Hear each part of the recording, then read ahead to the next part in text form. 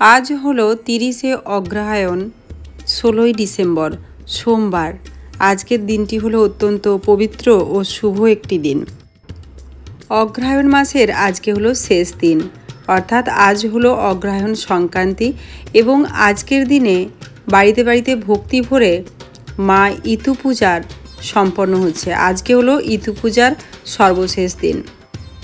বিশ্বাস করা হয় যে যদি কেউ ভক্তি ভরে আজকের দিনটিতে একবার হলেও মা ইতুর ব্রতকথা শ্রবণ করেন তাহলে তার সকল মনোবাসনা পূর্ণ হয়। নমস্কার বন্ধুরা, আমি রিনা। আমার চ্যানেলের আরও একটি নতুন ভিডিওতে আপনাদের সবাইকে জানাই অনেক অনেক স্বাগতম। আশা করছি মায়ের কৃপায় আপনারা সকলে ভালো আছেন, আমিও ভালো আছি। আজকে আপনারা এই ভিডিওটির মাধ্যমে ইতু পূজার ব্রতকথা শ্রবণ করতে পারবেন। কার্তিক মাসের শেষ দিন অর্থাৎ কার্তিক সংক্রান্তিতে এই ব্রত শুরু হয়। পুরো অগ্রহায়ণ মাস ধরে এই ব্রত ভক্তি ভরে প্রতিটি বাড়িতে পালন করা হয়। আজকের দিনটিতে অনেক বাড়িতেই সত্যনারায়ণ পুজো করা হয়ে থাকে। অগ্রহায়ণের সংক্রান্তির দিন এই ব্রত শেষ হয় ইতু বিসর্জনের মধ্য দিয়ে। একটি বড় পাত্র নেওয়া হয় অথবা মাটির একটি ঘটের মতো নেওয়া হয় এবং তার মধ্যে মাটি ভরে কচু, কলমিলতা, আখ, শুশুনি, ধান, পাঁচকলাই প্রভৃতি পারিবারিক প্রথা অনুসারে গাছ ও বীজ বপন করে ইতু বানিয়ে তাকে ভক্তি ভরে পুজো করা হয়। ইতু পুজোতে লাগে চাল কলাইয়ের নৈবেদ্য।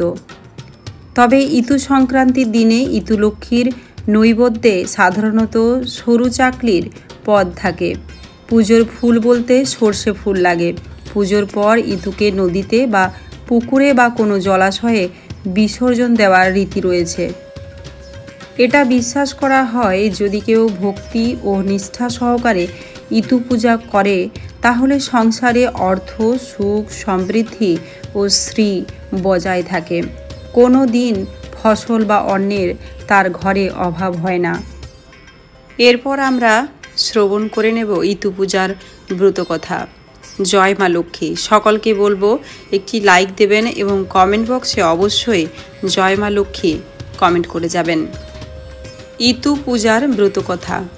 প্রাচীনকালে এক সময় এক দরিদ্র ব্রাহ্মণ ও তার স্ত্রী ও 2 মেয়েকে নিয়ে অভাবের সংসারে কোনো রকমে দিন যাপন করতে থাকে।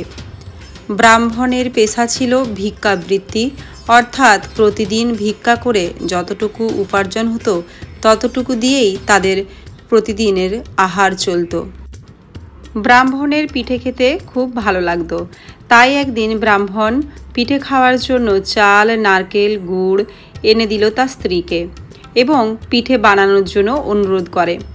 তারপর কথাও সে তার স্ত্রীকে জানিয়ে দেয় সেই পিঠে যেন সে আর অন্য কাউকে না দেয়।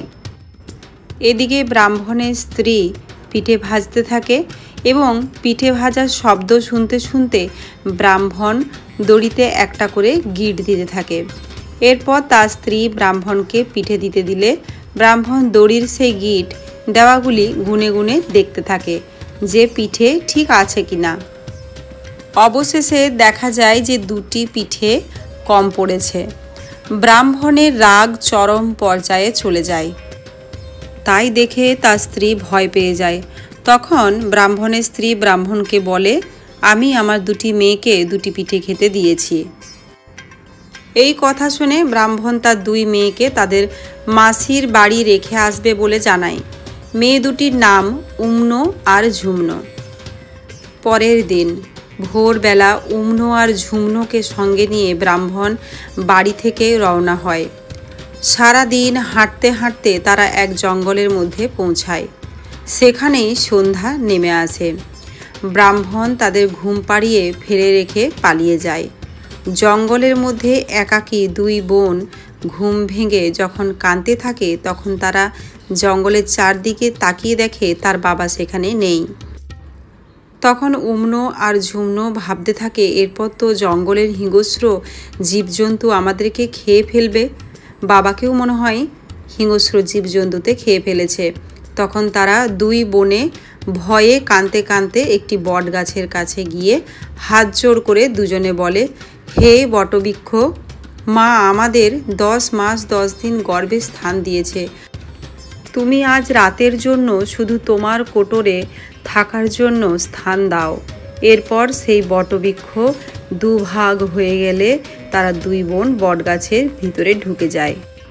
সারা রাত উমনো আর ঝুমনো সেই বটবৃক্ষের মধ্যে থাকে এবং পরের দিন সকালে তারা বটবৃক্ষকে প্রণাম করে সেখান থেকে হাঁটতে শুরু করে। বেশ কিছু দূর তারা যখন যায় তারা দেখতে পায় মাটির সরা দিয়ে কতগুলো মেয়ে পূজা করছে। উমনো আর ঝুমনো এই দেখে তখন পূজার বিষয়ে তাদেরকে জিজ্ঞাসা করলে সেই মেয়েরা জানায় সেই পূজার নাম ইতু পূজা। মেয়েরা আরও বলে যে আগের দিন উপোস করে থাকলে তবেই ইতু পূজা করা যায়। এই কথা শুনে উমনো আর ঝুমনো বলে যে কাল থেকে তারা কিছুই খায়নি।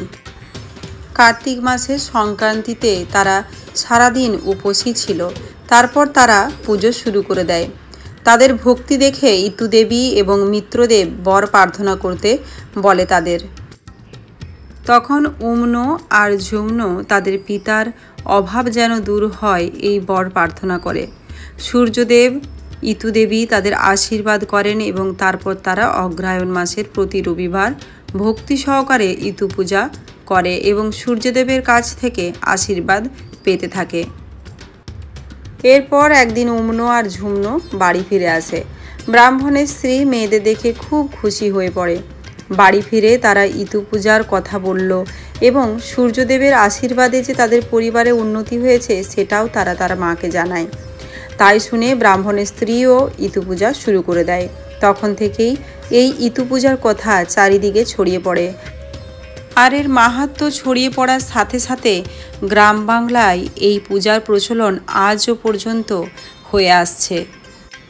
জয় মা লক্ষ্মী। ইতু পূজার ব্রতকথা কেমন লাগলো অবশ্যই কমেন্ট করে জানাবেন। প্রতিদিনের মতো আজকেও একটি লাইক করে দেবেন, কারণ একটি লাইক আমাকে নেক্সট ভিডিও বানাতে অনেকটা মোটিভেট করে। এতক্ষণ আমার সাথে থাকার জন্য আপনাদের সকলকে জানাই অনেক অনেক ধন্যবাদ। আবার দেখা হচ্ছে নতুন একটা ভিডিও নিয়ে। জয় মা লক্ষ্মী।